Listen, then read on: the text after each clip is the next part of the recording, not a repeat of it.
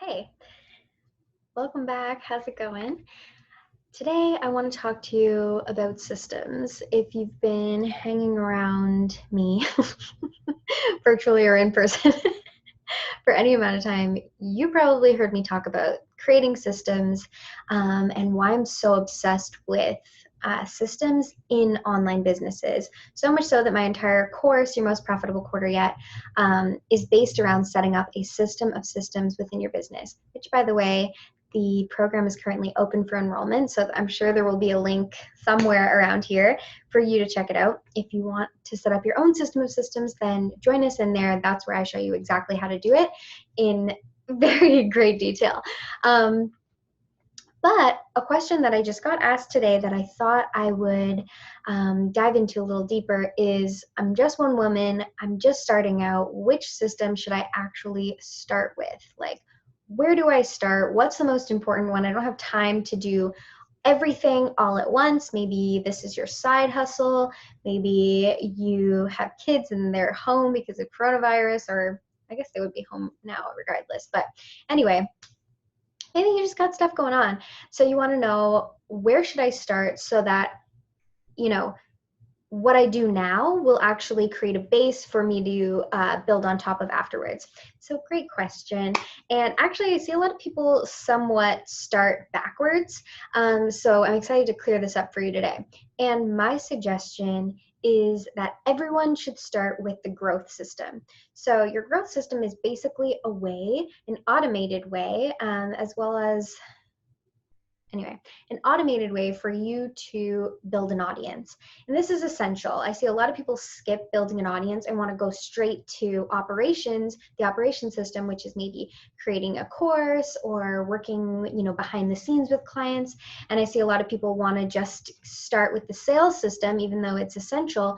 It's hard to sell when you don't have an audience, right? So it's really, really important to build your growth system first, which helps you build this audience of people who are interested in what you have to offer.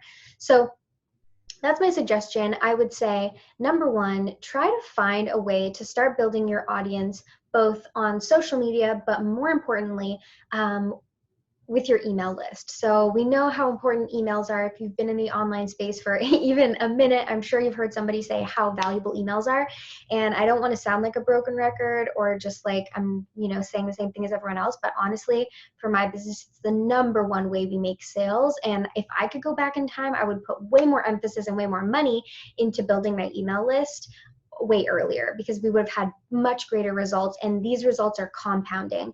And I know a lot of my clients,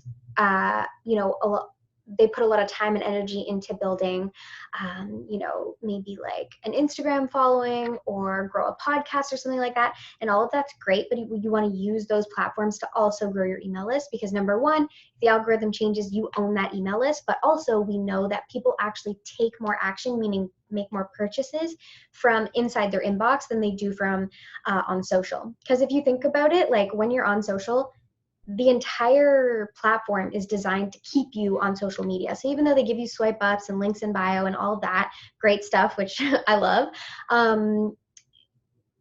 how often are you really swiping up? It's really, if you start monitoring like what you're doing, it's not that frequent, because Instagram wants you to keep tapping or scroll. They want you to do that. And our brains are like, hardwired for Instagram now, and we're not clicking off the platform. Whereas with inbox, your habit there is you open the email, you're clicking, you see it, and then you take action on it. So this is why it's really essential to start growing your email list and start creating an audience there of people who actually care about what you're emailing them, and also do it on social media as well. So, a lot of the people who are on my email list also follow me on social media, and vice versa. And that's a great way for me to have this audience and also have a really good relationship with them, because maybe, more random things will be on Instagram, or more, trainings and stuff like that. Like this IGTV will probably, you might see it on Instagram, or maybe I'll email this to you and you have seen this through an email. So it's a great way to kind of diversify. But point being, get your growth system in place. There's lots of ways to do it. The one I recommend in Your Most Profitable Quarter Yet is one way, but you can figure out many different ways. You just want to ask yourself, how can I grow my audience, and how can I do it actively, and how can I do it on automate, meaning with very little or almost no input from me. People are finding me, they're going onto my email list, and then maybe following me on social. And so now I have a group of people who, when I get to creating my offer or when I get to making sales, those people actually care about the thing the thing that I'm offering.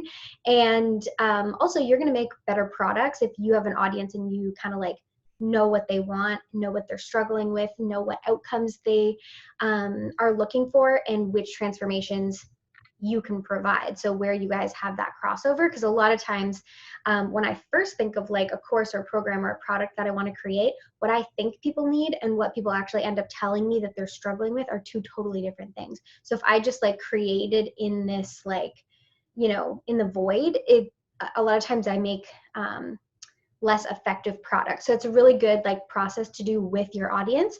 So number one, focus on building an audience. If you do that, then when you create your offers and when you make offers to them, you're going to be, you know, in such a better position than when you're trying to make sales to a very small audience or a group of people who don't really care about what you're talking about yet, because maybe it's like the people who are in your audience right now are like old friends from high school or people from your old job or like your aunt and uncle, which is cool. They follow me, not your aunt and uncle, but my aunt and uncle follow me on social media too.